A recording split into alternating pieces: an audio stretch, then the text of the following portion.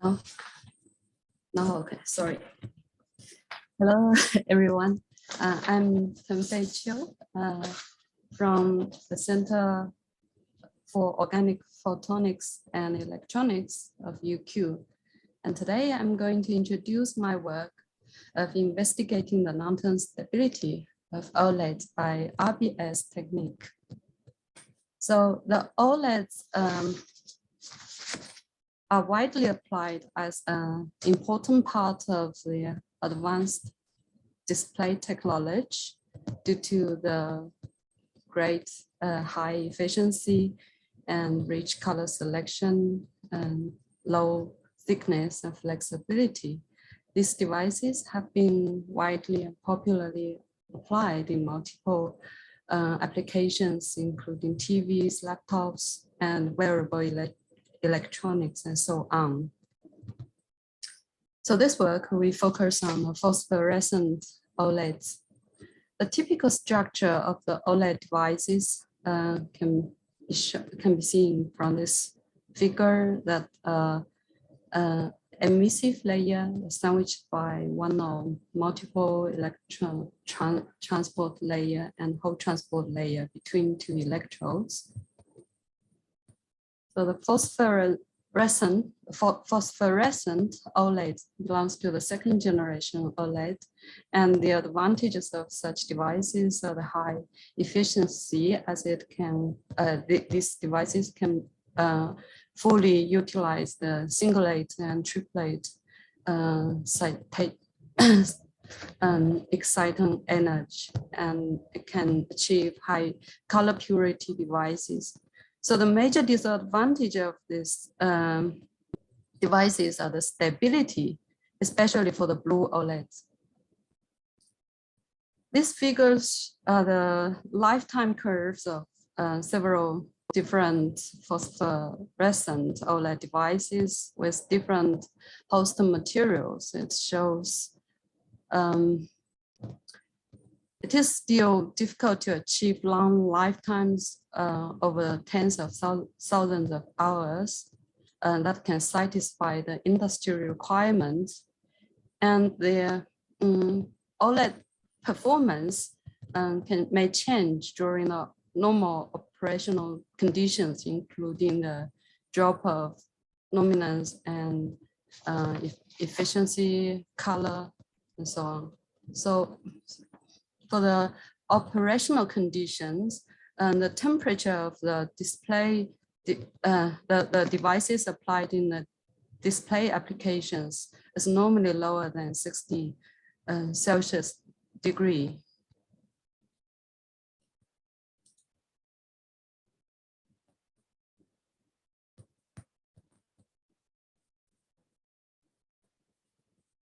The long-term stability under operational conditions has not been well understood, even though the performance change for the unheated devices compared with the annealed ones.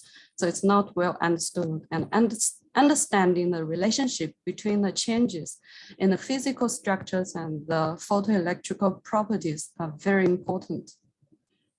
The challenge lies in the characterization methods to detect the structure changes in the multi-layer organic thin films with thickness less than 100 nanometers. And previously in literatures, atomic force microscope and scanning tunneling microscope have been applied to detect the structure changes. However, they can only offer the information of the surface morphology change. And in our previous research, we applied the Neutron reflectometry technique, and that can offer the scattering and density and depth distribution information, and that's very useful. And it can offer high contrast between the organic layers by applying selectively deuterated materials.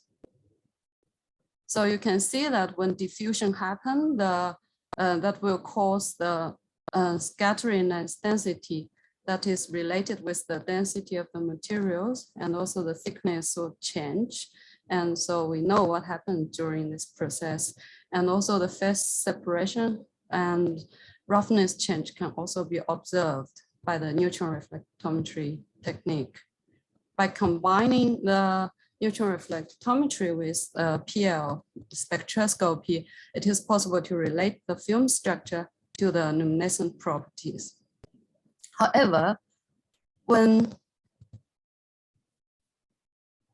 under the operational conditions, the temperatures are very mild, so it is difficult to probe the minor changes in the structure caused by the diffusion of very low concentration of the phosphorescent molecules in these multi-layer organic films. That's why we need this new technology. we need to introduce the Rbs technology, which can show us the concentration depth profile of individual elements. And it is very sensitive to the heavy elements. That's another advantage, because this is beneficial to probe the diffusion of the very low concentration metal containing phosphorescent molecules.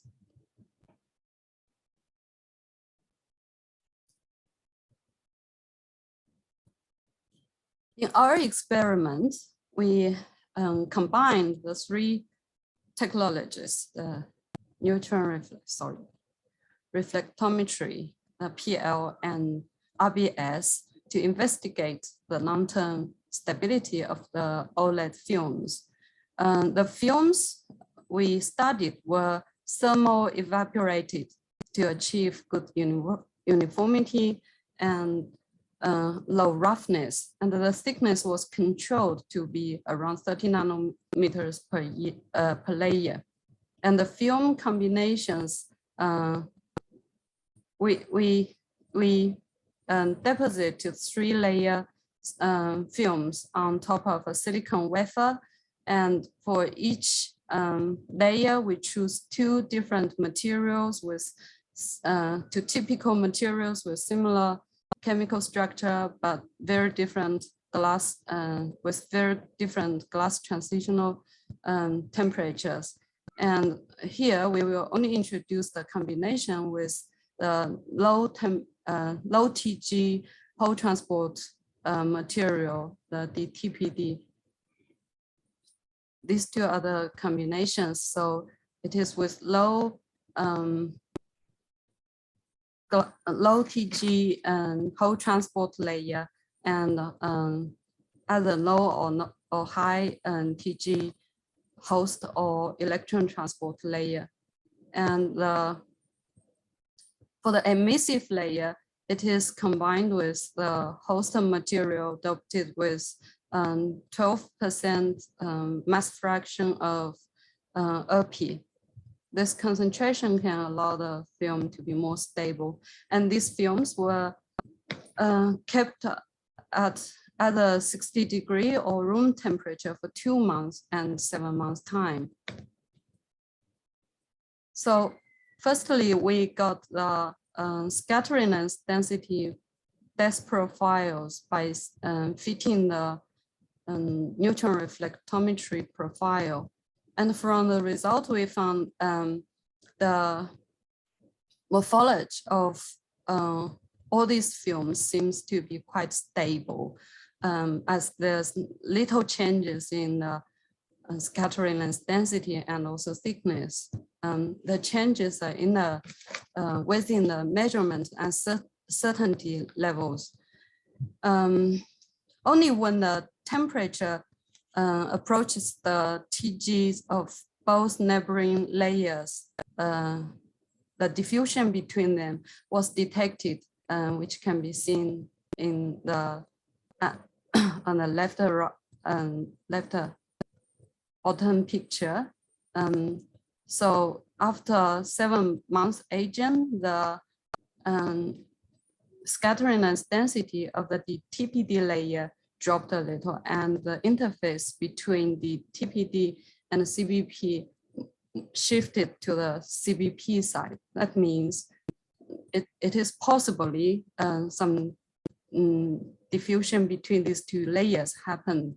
However, it is still quite uncertain, and when we change the host material and the electron transport layer to high-teaching materials, no such changes was observed.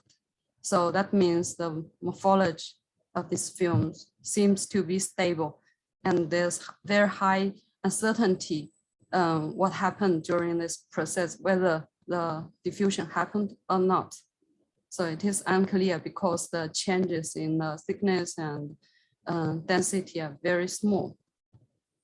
From the PL result, the PL spectra were generated by exciting the films through the whole transport layer with the 365 nanometer UV light. And the PL spectra can reflect the emission from all the luminescent materials of these layered films. So the host materials and the electron transport layer materials, they don't absorb light and such wavelengths. So these are the PL spectra of the samples shown before, and we can see there are many 3 peaks, and the first peak belongs to the scattering of the excitation beam from the film surface. That's real. So the change of the first peak is related with the change of the surface roughness. And the second peak at around 430 nanometers belongs to the DTPD singlet emission.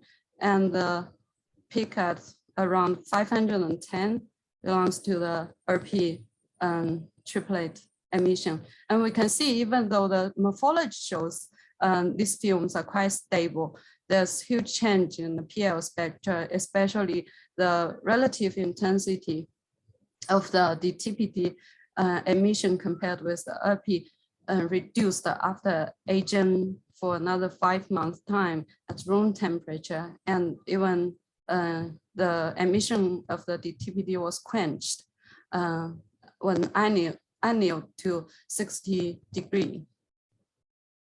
So this can be explained when the DTPD was mixed with Rp, the energy will transfer from DTPD to Rp. So that caused the reduction in the Rp in the DTPD emission.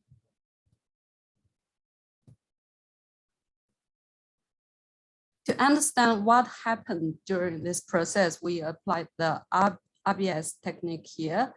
So what we do is we use a helium ion with 2 million eV energy to be projected to the thin films, and the detector will connect the information of the backscattered particle at a certain angle. Here is 165 degrees.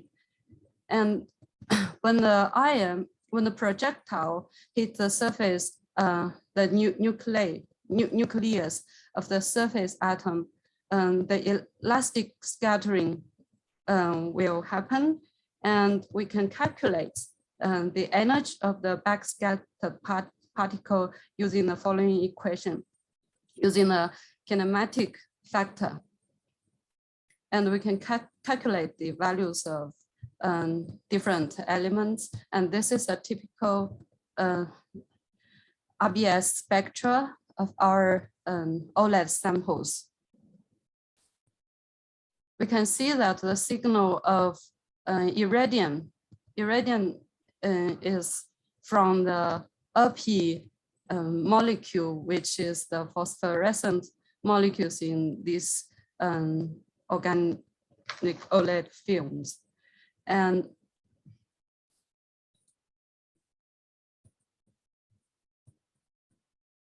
from the Rbs spectra, we need to notice that the signal of heavy elements will appear on the high energy end, and the light elements will appear on the lower energy end. That's according to the calculation of the energy of the backscattered particle. And the surface atom has higher energy compared with atoms at certain depths, because there's energy loss will happen when the projectile interact with the electrons on its path. So that's why we can get this signal which shows the depth distribution of the element.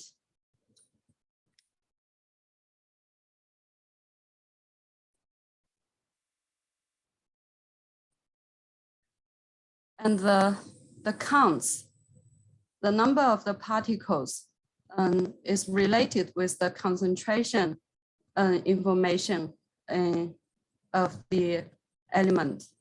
So we use the similar software to simulate the experimental curve. And we can see that it is, we built a model of multi-layer films with the experimental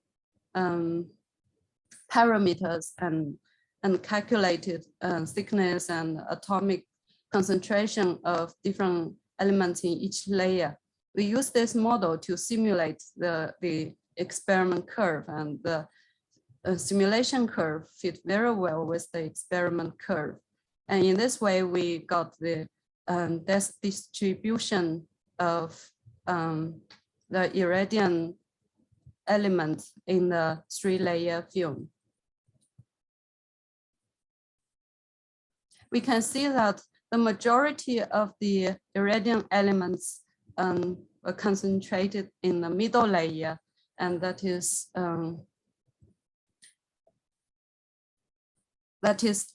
as expected as the experiment, and a small fraction of this element appeared in the neighboring layers. However, we cannot see the changes of the electron transport layer, as the PL spectra only reflect the information of the whole transport layer.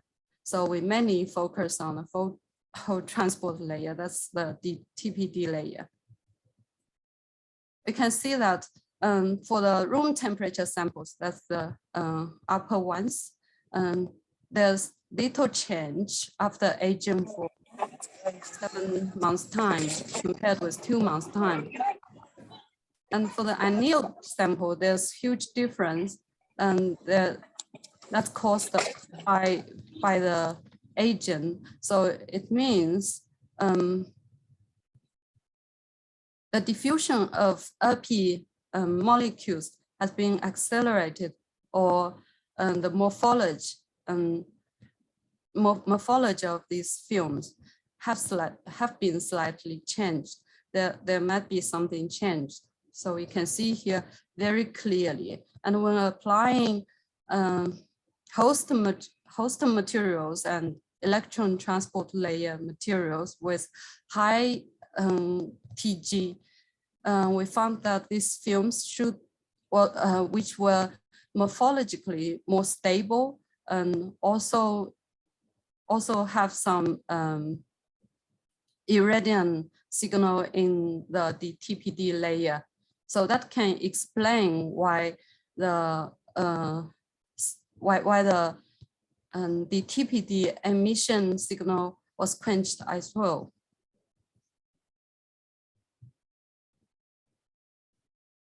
So in this way, by combination of the Neutron reflectometry and RBS, as well as the PL spectroscopy, we were able to get a full picture of what happened during this process. As the time increased, the more Rp molecules diffused into the TPD layer. And as the temperature increased, the more Rp molecules diffused into the TPD layer. And the diffusion of Rp to DTPD caused the PL quenching of the DTPD molecules. So that's what happened here. As a summary, so RBS has been demonstrated as a feasible tool to characterize the concentration depth profile of irradiant elements, which represent the distribution of Rbs in the organic, in the Oled multi-layer structures. And RBS can offer critical information about the diffusion of the metal-containing phosphorescent molecules in the organic layers. And the characterizations showed even the mild thermal strains at 60 degrees could still affect the long-term stability of OLEDs. And while when the high TG materials were applied, no morphology change has been observed. However, the diffusion of Rbs still happened, and the thermal strains would accelerate the diffusion of phosphorescent small molecules, even when high TG materials were applied. So that's my conclusion. This work was my first work in this area. So if there is any mistake, please point out. Thank you very much. Thank you very much. Yeah, very interesting talk. I'd like to open up for questions from the audience, please.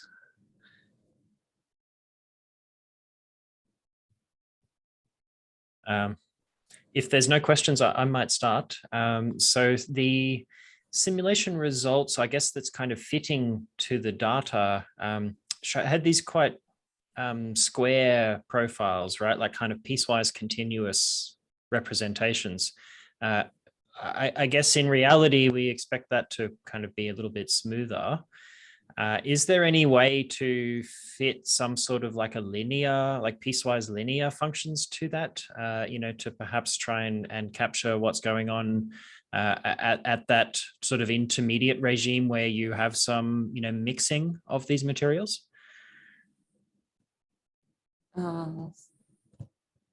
It is, I think it is difficult.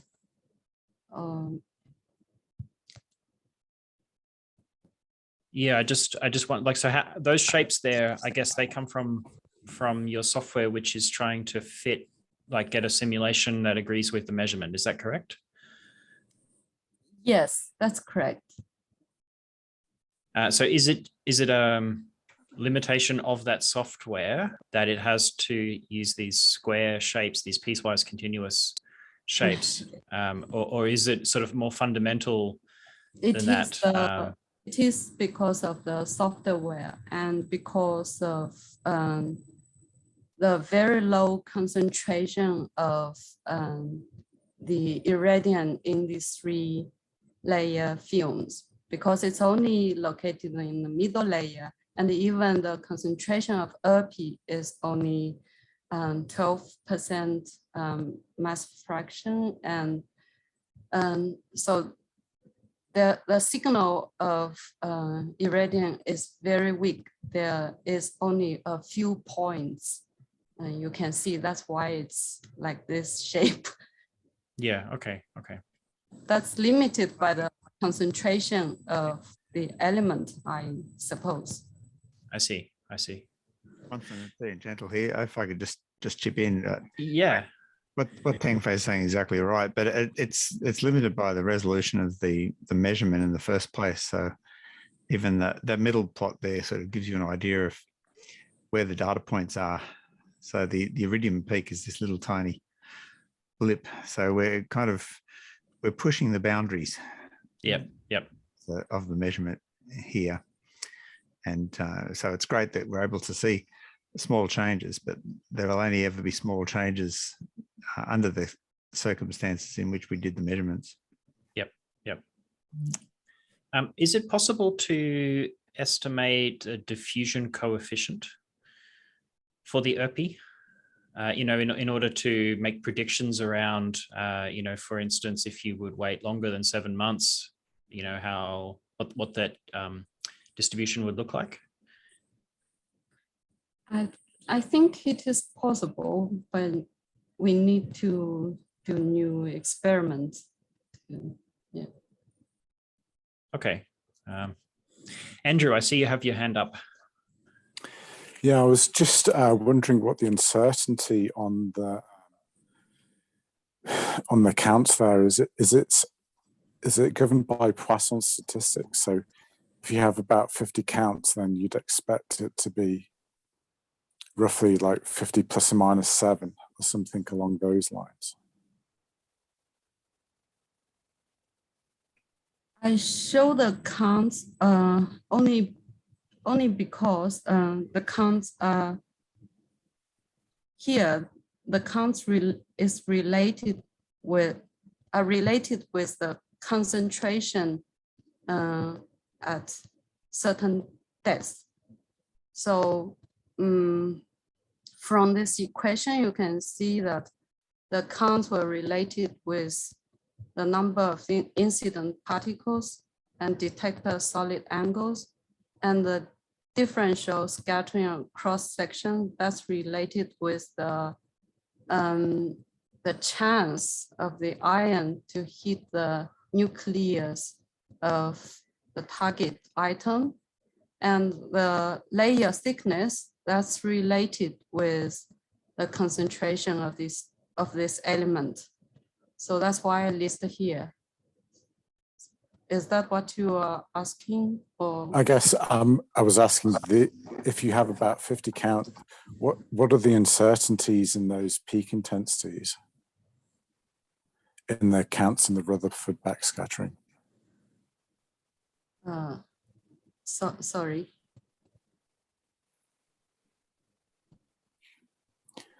That's probably a question I can ask offline.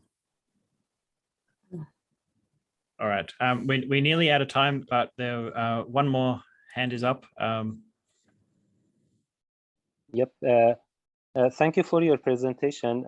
I have a question about Rbs Technique.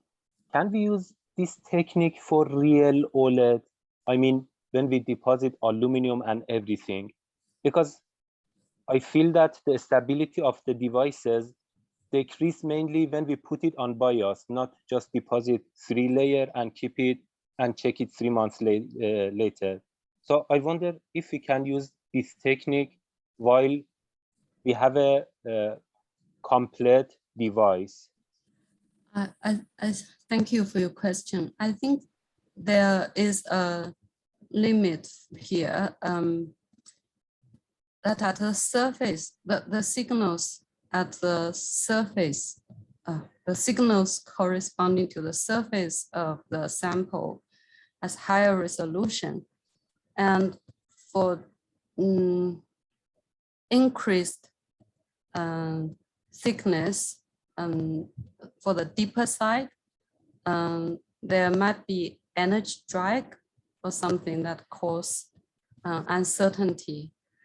But if the whole device, I think if it's not too thick, it is possible to